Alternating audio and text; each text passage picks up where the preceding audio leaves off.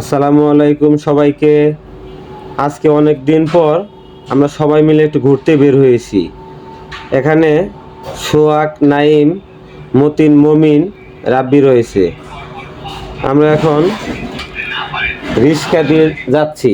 আমাদের এখন পর্যন্ত কোনো গন্তব্য ঠিক করা হয়নি আমরা কোথায় যাব।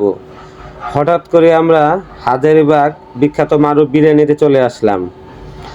সবাই মিলে সিদ্ধান্ত আমরা এখন ঐতিহ্যবাহী মারুফ বিরিয়ানি খাবো। এক প্রকার এটাকে ভাইরাল বিরিয়ানিও বলা যায়।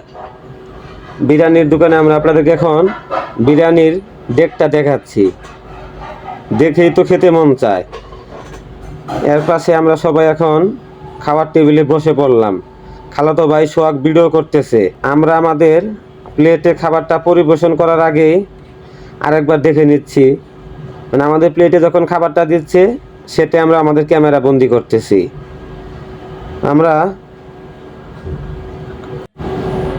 এইখানে খাবারের যে একটা অবস্থা যে আপনি এখানে বসার সিটই সহজে পাবেন না, আপনার এখানে সিট ম্যানেজ করতে অনেকক্ষণ লাগবে।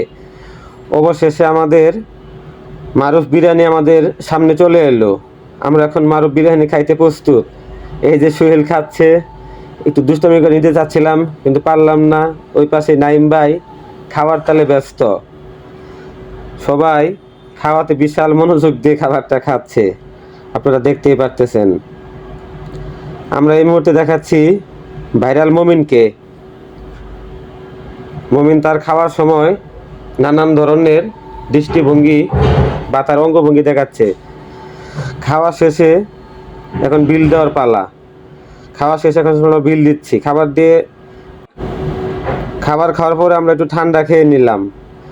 এখন আমাদের বাসায় ফেরার পালা।